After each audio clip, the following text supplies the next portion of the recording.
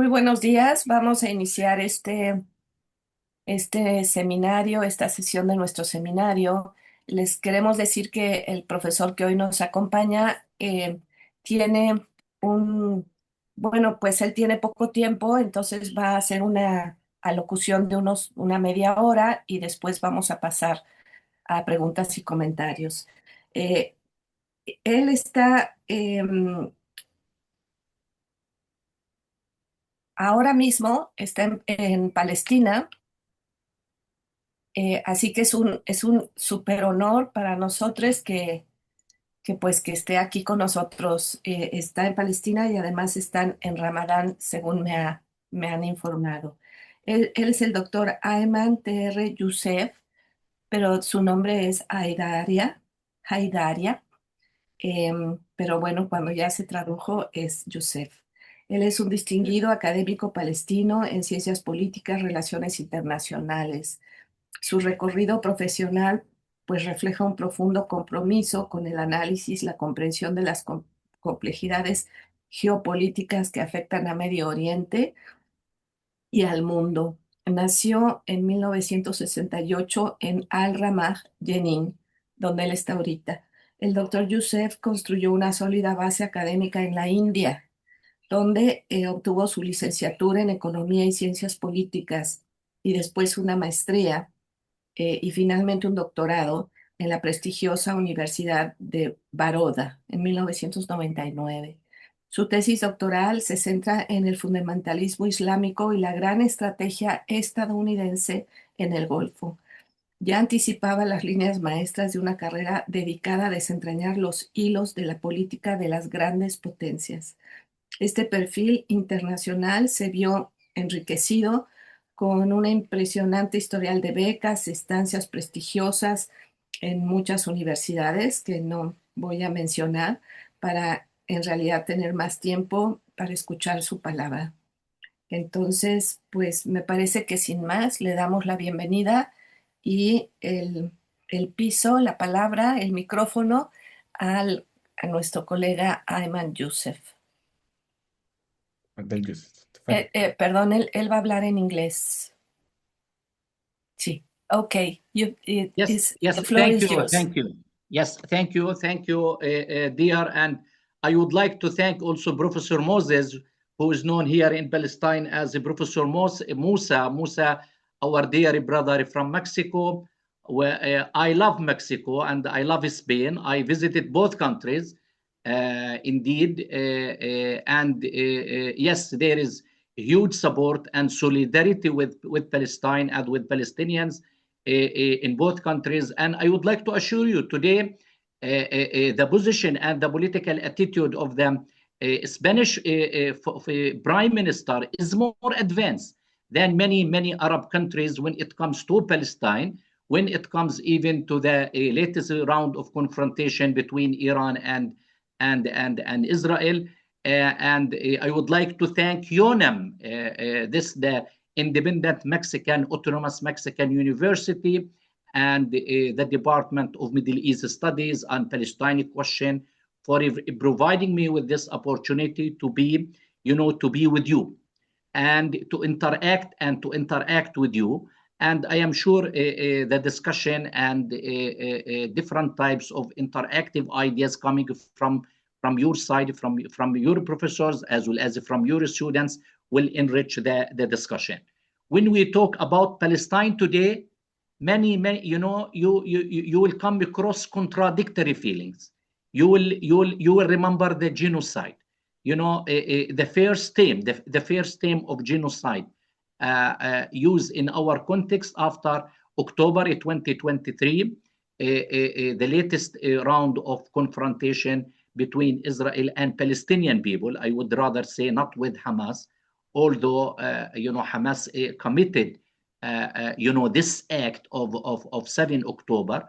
But what is later came on was not justified, killing more than 100,000 Palestinians in 2 years, including 30 to 40,000 women and children. Therefore, I feel even the term genocide has to be redefined academically and as well as conceptually. because it has many implications when it comes, to the Palestinian context. In Palestine, we don't have a civil war. In Palestine, it is a matter of occupation under, a nation under occupation, and whatever the Israeli occupation force committed, is not justified by any ethical, and the humanitarian perspectives. So today, when we talk about Palestine, we talk about the genocide. We talk about, a cleansing. Although there is official declaration of ending war, but war does not end. Today, war is going on. The confrontation is going on. There is no ceasefire. Talking about end of war is really misleading. Every day we have victims in Gaza. Every day we have victims in West Bank. So on daily basis, Palestinians are falling apart as victims. So there was misleading by Mr. Trump when he declared, Donald Trump, when he declared his peace plan to show the people that he is committed, international public opinion and American public opinion, that he is committed to peace. But, in our review, he is not committed to peace. Still, Israel influencing the American decision making machinery when it comes, to Gaza. So war is still going on. All crossing between Gaza, Egypt, and Israel still closed. Even when they open Rafah, crossing, the only crossing between Gaza and Egypt through Rafah, the main Palestinian city in southern Gaza. Every day Israel used to receive only 70 Palestinians. Imagine in 24 hours they permit only 70 Palestinians to come in, instead of permitting, hundreds and thousands. Today we have more than 100,000 Palestinians from Gaza who are outside Gaza, and many of them wish to come back to Gaza, but still there are restrictions, to come in. The issue of reconstruction, again, the issue of reconstruction in Gaza is misleading. According to Trump peace plan, there are many functioning bodies that need to take care of the reconstruction in Gaza. We have Board of Peace. Imagine we have Board of Peace. Then we have the executive body led by Mladinov, the former UN ambassador and envoy to the Middle East. We have a Palestinian technocrat committee, or a Palestinian National Palestinian Committee run by a local engineer in Gaza. We have stability force. We have a policemen affiliated with Palestinian Authority, being trained by Jordan and Egypt. Imagine you have five bodies to manage the issue of reconstruction in Gaza. This is totally bureaucratic. This is totally false. This is totally just, to show there is a process and there are some funds coming in. But when you come to the ordinary Palestinians in Gaza, they don't feel any change. Yes, maybe large scale confrontation and bombarding of Gaza has been coming down drastically, but still, war is coming out, is still, the bad implications, the bad ramifications of war is still being felt by the Palestinians in Gaza, as well as in West Bank. Again, I think the main, if you look the arrangement for West Bank is totally different from Gaza, as if the essence and the core idea of this Trump peace plan to separate Gaza from West Bank, as if we have two entities and there is no place for an independent Palestinian entity. There is no kind of homogeneous relationship. They say West Bank is totally different from Gaza. In Gaza, the situation is different. So we have to deal with West Bank and Gaza as two separate entities. And in this way, the aim is to kill any possibility of having a Palestinian state or an independent Palestinian state. And I think this is very much a strategic as well as tactical goal by both the Americans as well as the Israelis. West Bank is is a territory more than 60% of is controlled by Israeli settlers and Israeli army. And on the other hand, Gaza is totally destroyed. There is no place for an independent Palestinian state. And this is very much core, this is very much core when it comes to their, strategic thinking. Another parameter, today Israel is running ahead by launching wars over Iran. And I think, one major objective, maybe they say they want to destroy, Iran nuclear capability, ballistic missiles, they want, to reduce or to cut, Iranian influence in the region. But I think one major goal of this offense over Iran is also, again, to bypass Palestinian question. They don't want, Palestinian question to be always in media. They don't want, Palestinian narrative to be in the hearts and minds of many of those who are supporting Palestine. They are, they have the belief, every day we read articles from the Israeli and American writers, and, they are figuring out this fact. Palestinian question is no more. Gaza situation is no more in the media as well as in the political circle. So I think by running ahead, by escalating with Iran and creating this turmoil again and this instability, I think, one major objective is to liquidate, to neutralize the political content of Palestinian question, so that the focus will be on the Gulf, the focus will be on the oil and its supplies, and on the Iranian threat, as if Iran is a big threat to the, to Israel, as well as to the American interests and to American allies. I think these hypotheses are not correct in my view. They cannot. Palestinian question will stay forever, I think, in the minds and in the hearts of many international supporters, because Palestinian question is just. Palestinian question is fair. We have millions and millions of supporters all over the world. And I think today Palestinian narrative is being victorious in them, in many international arena, in many academic arena, in many international solidarity movements, as well as with some human rights group.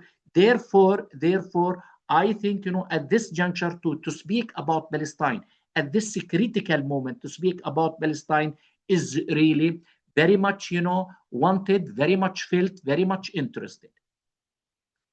But what Israel is doing when it comes to the broader Middle East, I think Israel is expanding. It is frontiers. And in this way, I want to differentiate between frontiers and borders. Borders are built physically. Borders are built from imperial perspective. When you are controlling a physical zone, so these are the borders. But when you are expanding your influence and expanding your aggression ahead, these are imperial frontiers. Israel today is expanding its frontiers in the whole of the Middle East. So they have new frontiers, both from geostrategic perspective as well as from geo-economic perspective. Today, Israel is, expanding in southern Lebanon, ahead much, around 10 kilometers inside Lebanon. Today, they are expanding their frontiers even inside Syria from the side of Golan Heights, southern and eastern part of Syria, till they reach, the Kurdish region in the north of Iraq and southern of Turkey. And as I think almost all of you knows that, Kurdish forces are allying with Israel in order to disintegrate the philosophy of a state, either in Iraq as well as in Syria. So I think Israel is expanding very much. They believe, whatever they have done in Palestine, is not enough. They need to occupy new territories, including, in Lebanon, in Syria, and they are expanding their imperial design as well as new colonial design, till they reach, the Gulf as well as Iran. So Israel is expanding, supported. So what is the main feature of this Israeli project? This Israeli project is supported by ideology, clear cut Zionist ideologies with the rise of right. Today, Israel is being covered by the right, by the right. Ibn Gvir, Smotrich, Netanyahu, the extreme radical fundamentalist, personalities in Israel. So Israeli expansion move is being supported by clear-cut Zionist ideology. It is supported by modern technology. They have technology. They have the latest American weapons. They have a strong and sophisticated intelligence service, Al Mossad, Al Shabak, collecting information, assassinating people everywhere. They are killing in Syria. They are killing in Iran. They are killing in Gaza. They are killing in Iran. It becomes like Rambo movie in the American cinema, in the American whole. So they are supported with these, with these pictures and these technologies, and they are supported with a clear-cut alliance with the United States. They are very much, with alliance with the United States. Today we have the alliance of right in Israel and the alliance of right with the United States. The American Trumpism affiliated with American Republican Party. It is, one radical form of a radical right ideology within these, some selected, Christian Zionist groups who are supporting Israel, and they are in direct, alliance and, a friendship with the Israeli government. Today, there is a belief in the American administration. Imagine, in the latest document issued by the National Security Council in the United States, they say Israel is much important to the United States interest than Europe, than Western Europe. Imagine one state, one small state, 5 million people, state of Israel, which is, in Palestine created. Today, the American administration says it is more important to the American interest than France, than Germany, than the UK, than Spain. 27 countries in the EU, in the American strategic thinking under Trumpism and American Republican Party, they say it is more important strategically, in this way. And they have the project, the American administration and Israel, they have this a project of redefining borders again within the Middle East. They are trying to create a new version, a new approach, or a new draft, a new version of this Middle East by changing, balance of power, creating new alliances and counter alliances, a new partnership, in the Gulf, as well as in the Middle East. Israel love to show the idea, to show the image that they are fighting war on 7 fronts. We are fighting on Gaza, they say. They are fighting on Gaza, fighting on West Bank, fighting in Lebanon, fighting in Syria, hitting in Iraq, hitting Yemen, and hitting Iran. Imagine, this the holistic picture of war as a machinery in media, as well as machinery, psychological machinery. So this the whole project is really expanding in the realm. And what is unique about this project, redefining, borders and frontiers in the Middle East? What is unique? I'm telling you, Israel is trying to play mischief with minorities in these countries. They want to have some relation with the Druze. I'm not sure if you know Druze, Musa. Drurzes in Syria. These are small minorities. Drurzes or Drurzes in Syria. Kurds in Iraq as well as in Syria. They have some, so they are trying to build a kind, this minority belt that brings, Lebanon, Syria, Iraq. And I think the final aim is to encourage Kurdish forces to have their own independent state, nation state, coming across 4 countries. today Kurdish are available, are existing in Syria, in Iraq, in Iran, and in Turkey. So it is in the American interest as well as in the from the Israeli interest from geopolitical perspective to have an independent Kurdish loyal state, to Israel. And I think this will not come now. It will take time. Sometimes you have to do a small action today, then you have to cash on it after 10 years. So the plan is to create all these, alliances. And what is ahead again, what is ahead? I think Israel is building an alliance, an economic alliance. They are building an economic alliance that brings India. Today, Israel relation with India is very much close, and they have a strong relation with Ethiopia in the eastern part of Africa. So they are trying to encircle, the Arab countries. India on the east, and India with radical Hindu forces today coming has very strong relations with Israel, and Ethiopia in the Horn of Africa, in the southern flank of the Arab countries. And Nile is just, the water of Nile is just flowing from there, as if there is a plan also to siege or to encircle Egypt and Sudan, from the south. This is not, this maybe this is just imaginary, this is just an image. But believe me, from geostrategic perspective, they have that plan of creating all that image and all that. Just I want to end with a small note, before, or with two small notes, two short notes, before I open the floor to hear from you. And I want to hear from you not only questions, your thoughts. I'm sure you will have the thoughts. I have to know today when it comes to Iran. I think there are some slight differences between American goals in Iran and the Israeli goals. The American goals are tactical in the sense that they want, to destroy Iran ballistic missiles, nuclear capability, and restrict its influence in the region. And every day, Mr. Trump, they say, we have destroyed Iranian Navy, we have done this and that, and Iran is without leadership. We succeeded in assassinating the supreme leader, Ali Khamenei, and the first-rank leaders. So this is, I think, more or less tactical. But on the Israeli side, they still insist on strategic goals. Iran, the political regime must be changed.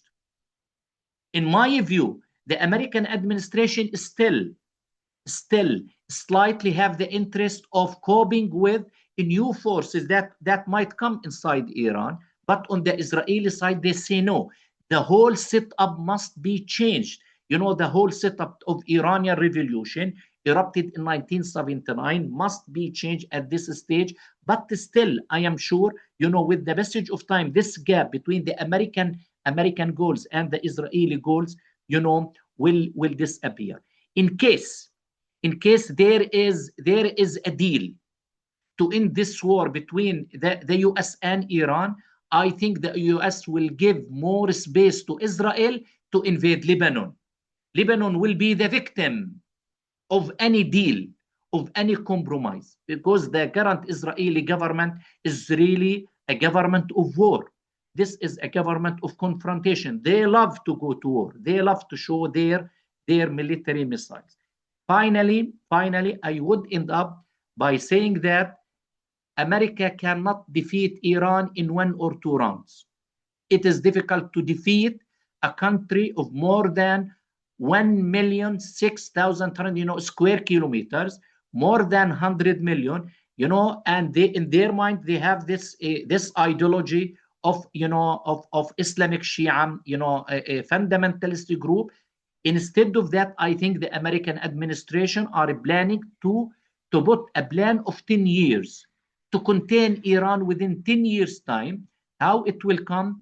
By military forces, by sanctions, by sparking violence inside Iran, by encouraging minorities, to rebel in, and by trying, different military and non-military means. The overall scenario is giving implications for Palestinian question. Today there is no talk about Palestine, about reconstruction in Gaza. The whole world is simply obsessed or is simply busy and engaged with the latest development in the Gulf.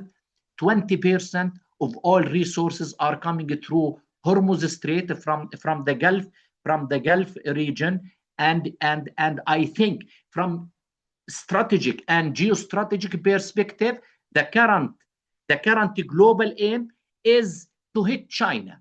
China is importing more than 70% of its oil resources from the Gulf as well as from Venezuela.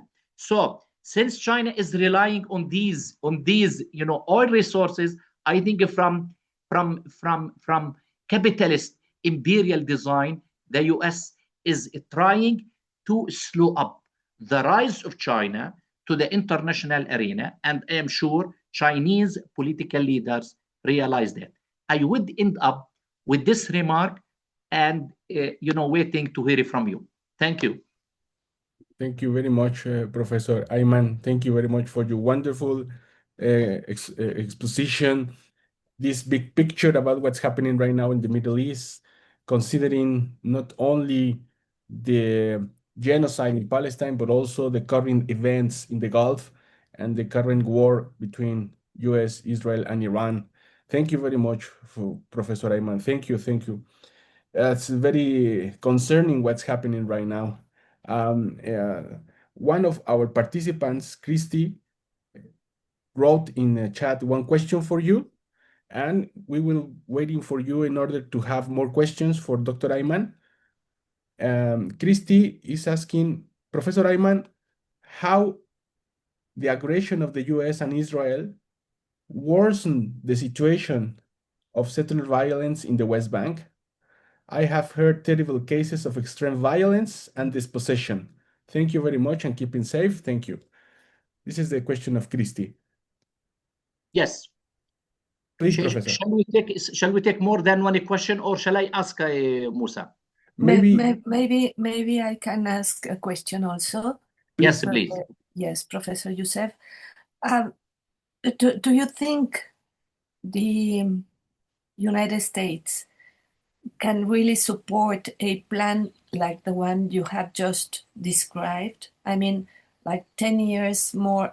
I see many pressures inside the United States to change their politics. I know now they are like in a very extreme line, but I really cannot imagine 10 more years having all this all together, because it's not only Iran, it's also Venezuela, it's also Cuba, and it's also Palestine, because we have a great movement also to denouncing what is happening in Palestine. This is one of my questions. And the other one is, how do you think also that the regime in Israel can manage this kind of situation?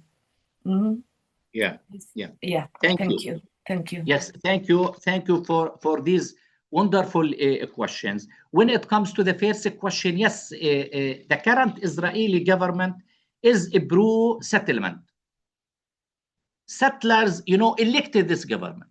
We have more than, I think, around, between 750,000 to 800,000 Israeli settlers in West Bank, including, East Jerusalem.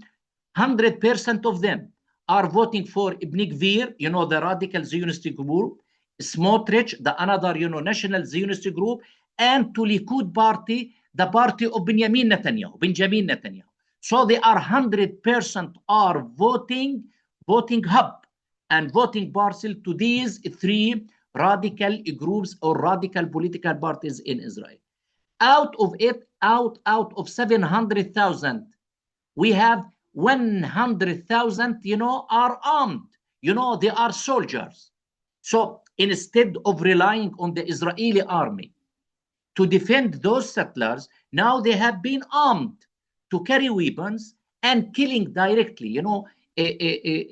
Before 2 days, they have killed, 3 Palestinians by invading one small village near Ramallah, in north of Ramallah. We have some similar incidents, in Ramallah, some incidents near Nablus, some incidents near, Hebron in the southern, in the southern part of. So they have become a regular killing army, and every day they are controlling over, hundreds and hundreds of acres of Palestinian land, and just driving Palestinians ahead. The current, I think, the current strategy on the Israeli side is to give dirty work and dirty things to these militia by, maybe sometimes when you are confronting the Israeli army, there are some restrictions on shooting and killing and all that stuff. But those people, Israeli settlers, they have no restrictions. They have no limitations. Easily they can shoot. Easily they can invade. Easily they can put one full Palestinian village into fire. Easily they can cut olive trees. Easily they can confiscate land. Even they thief, they take, sheep and goats, from Palestinians. These animals, belonging to the Palestinians, they take them away and confiscating them. So today in West Bank, the situation is really bad.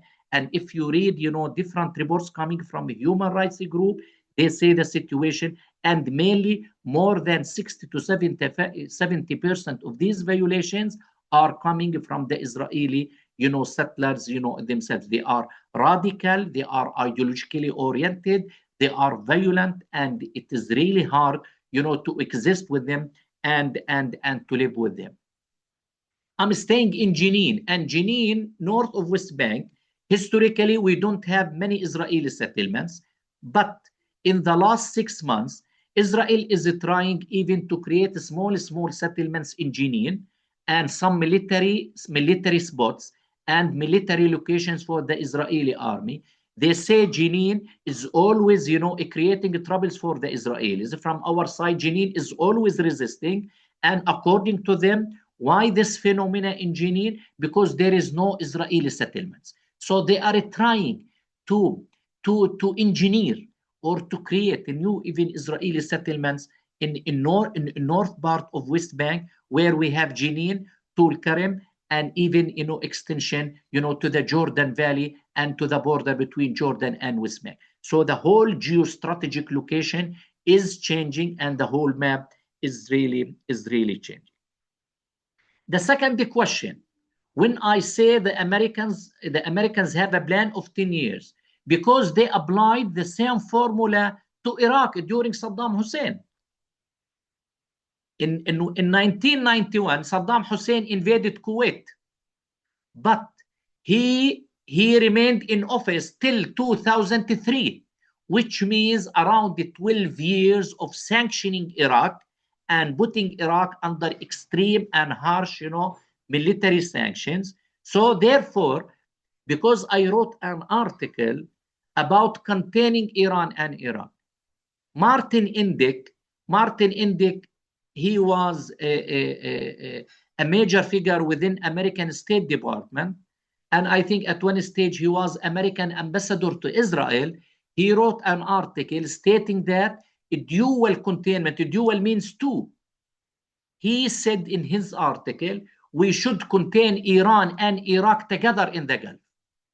We should not play Iran against Iraq or Iraq against Iran. We should rush to contain both of them at the same time. And this must employ, or we must utilize different tools, including sanctions, diplomatic pressures, some assassination attempts, military. Therefore, in my view, even with the departure of Trump will not stay in the office, till the end. He is in the office till 2028. And we hope, a Republican Party will not come. But still, even if we have a Democratic candidate that might take over in the office after 2020, I think, there are some consistency, in foreign policy between the Republicans and the Democrats, because this is a government, U.S. is not, we don't deal with separate leaders. Maybe Trump ignited the war, ignited the fire. The Democratic will come and maybe put this fire off, but still By that way, Venezuela will be no more, and Iran will be no more. They will try to reduce a loose state. Today, Iraq is very much loose, very much disintegrated from inside, very much sectarian, very much violent. I think the same will be applied to Iran. Iran is much huge, is much bigger, is much stronger. Therefore, I have, I have the feeling that the American strategic thinking dealing with Iran will be, for the long run.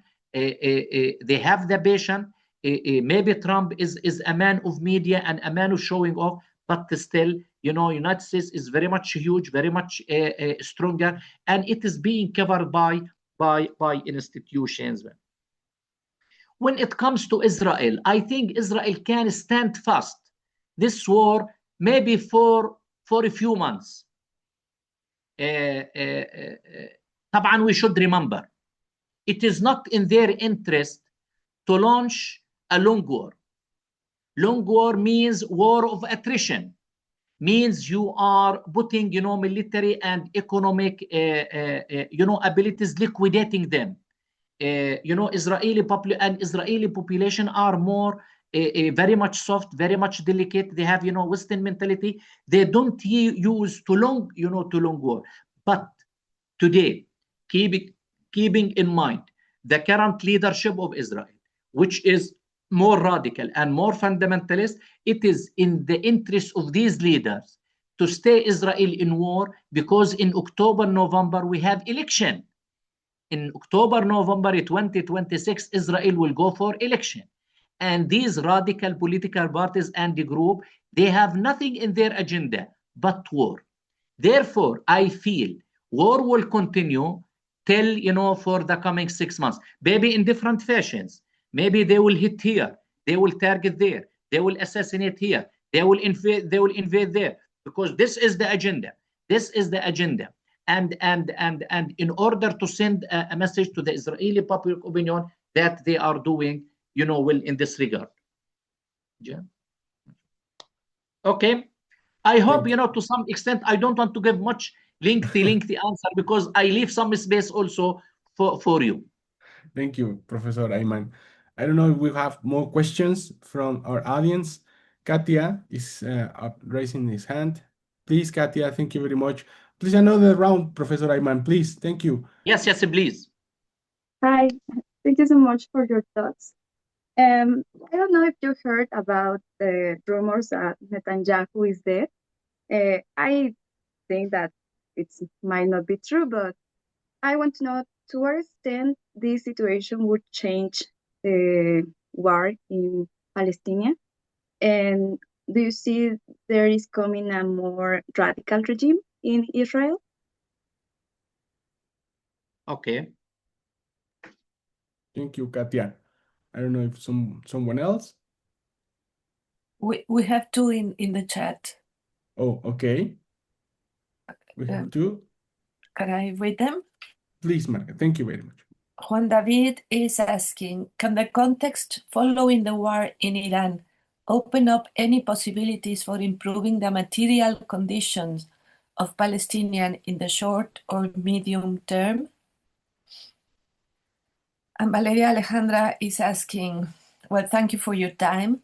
Can you explain more about this Israeli policy of creating facts on the ground allied with these shock military operations and its implication on the borders of Israel? You mentioned that there is a difference between frontiers and borders. So do you think that after finishing the bombardment and expulsion of the inhabitants of South Lebanon, will Israel encourage settlements to ensure it like in Golan? And that's it. Yes. Okay. Again, in this round, we have 3 questions. The first question, situation in Palestine is very bad, and I think it will continue to be bad in the near future, for simple reason, because the impact of settlers today. Settlers have their own state in West Bank. In West Bank, when you say 800,000, this is a huge number. This is a huge number of Israeli settlement, Israeli settlers, occupying and controlling more than 60 to 65% of West Bank. The total area of West Bank is less than 6,000 square kilometer, small region in Mexico. The whole of West Bank is simply a small region in Mexico. And Gaza, we have 365 square kilometers. Both regions are populated with 5 million Palestinians. Again, we have, 2 millions inside Israel. In historic Palestine today, Palestinians are more than Jews today, I think by thousands. The rate, I think this creates a kind of nightmare for the Israel in the future. Therefore, I believe forcing the Palestinians to leave Gaza mainly is one Israeli strategic goal. They don't want to do reconstruction in Gaza because they don't want people to settle there. They want to push at least 50% of them to migrate outside or to go by force outside, because it's the whole demographic population equation and ratio between the Palestinians and the Israelis is coming in the favor of Palestinians. And as you know, Israel is built on this Zionist ideology, which is very much, they believe in the clean genetic system of the Jews. They don't want to mix. They don't want, to mix, with other communities. Therefore, I think the Israeli project is a project of war and confrontation, especially with the rise of right. Today, if you look at the Israeli political system and the Israeli political map, there are no lefty groups. There are no more. There is no middle politics in Israel. It is no more. We have only the Palestinians in Israel who have the right to vote. Maybe, they constitute less than, 20%. The remaining Israeli politics is either radical right or moderate right. But still they are on the right. All of them believe that Palestinians should not have a state. All of them believe that Palestinians, should not have that sustainable development, and they should not enjoy this, economic development and materialistic development, because that will increase their resilience, will increase their, presence over land, and their project is to uproot them. Therefore, I think the confrontation, what is unique, in my view, what is unique about Palestinians today? They are facing well-organized Zionist movement. It is not only war with Israel, and it is more organized global movement, have different, influence, imperial designs, alliances. They have economic power, their relation with the United States, and now they are, flexing their, their muscles, in different. In different regions. I think the confrontation will continue. There will be no concrete reconstruction in Gaza. Reconstruction in Gaza means, encouraging Palestinians to stay inside Palestine, and this, goes in direct contradiction with the Israeli, with the Israeli goal. In my view, Israel is winning in the time of war, and they are losing in the time of peace. They don't want peace, because peace, what is peace? Many contradiction will come out inside Israel, because they are coming from different areas and different, Western Jews, Eastern Jews, those who are coming from different countries. And if there is peace, there is no war. But Israel is exporting, around the 20 to 25% of weapons to the world. If there is no war, how will they test their weapons? Israeli, manufacturing, this weapon factories will be closing down. Israel is a functional state.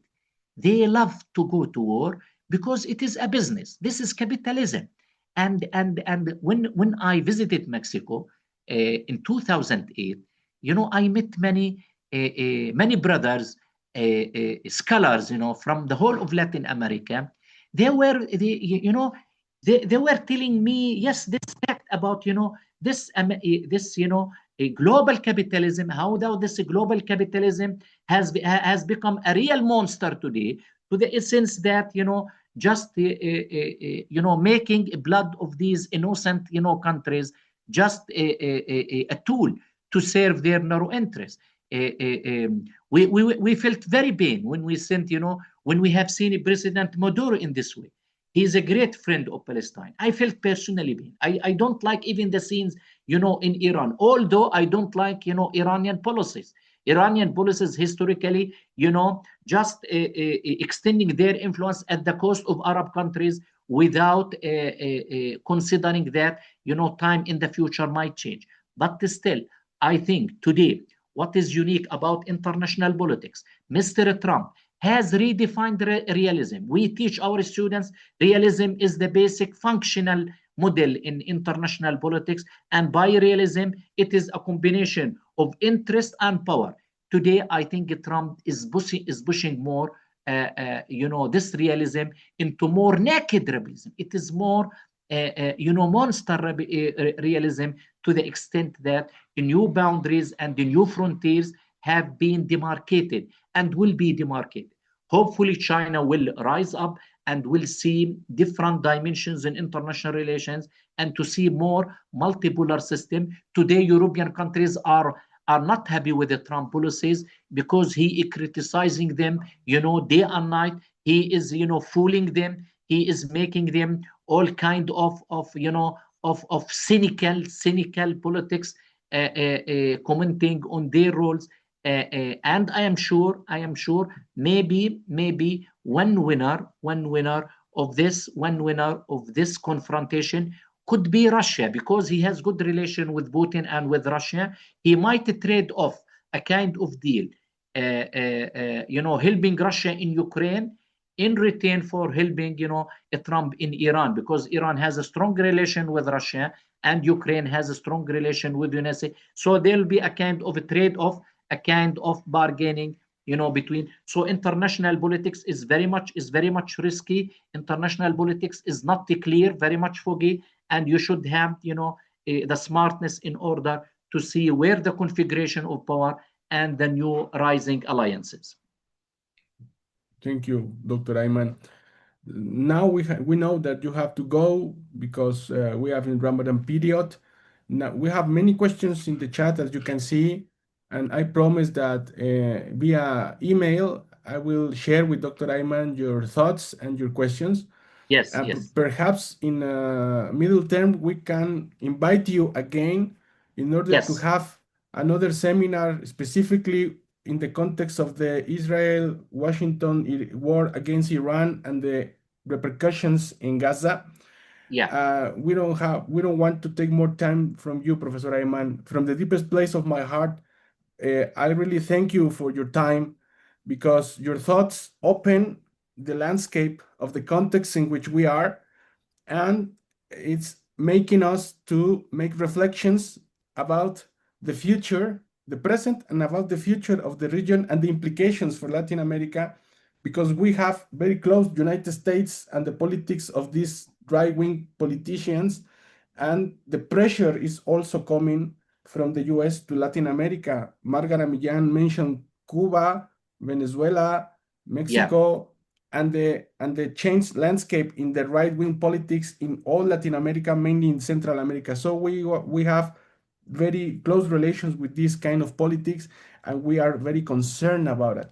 So, Professor Ayman, you are invited to come back to the yes, seminar. yes. We will write you in order to make an appointment, and I hope you have a very good ending of Ramadan, Professor Ayman. Thank you, Musa. Thank you, Professor Moses. Thank you, Margaret. Thank you for all our, beloved students and colleagues in UNAM. Yes, I'm very much eager and very much interested to have another seminar with you. And in that seminar, we can bring, different speakers who can take, different perspectives, Latin American perspective, Middle East perspective, Palestinian perspective. All these perspectives will bring more a kind of a grand approach to the whole international politics. Yes, I would love to do that. Thank you very much, and I hope to meet you again. Thank you, Professor. Great. Thank you, Professor. We will organize that. Thank you very Yes, much and thank you, keep thank safe. you, Keep safe. thank you, dear Margaret. Thank you. Keep safe, Professor, and thank you very much to everyone. So we will have, lo voy a decir en español, tendremos nuestra siguiente reunión hasta después de regresar de vacaciones de Semana Santa. Les escribiremos porque creo que la siguiente reunión va a ser por ahí del 9 o 19 de abril. Tenemos la lista de sesiones en internet, pero se los voy a hacer llegar con mucha anticipación para que nos conectemos. No sé si la doctora Márgara quiera decir alguna otra cosa con respecto a la sesión. No, pues fantástica y sí, fue una probadita. Tenemos que Ujú. organizar esto que nos dice el profesor.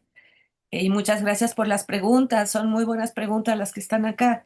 Moisés se las, Musa se las hará llegar.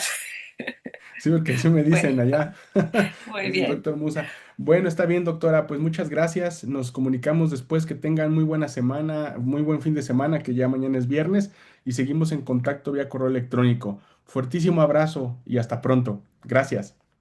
Gracias, colegas.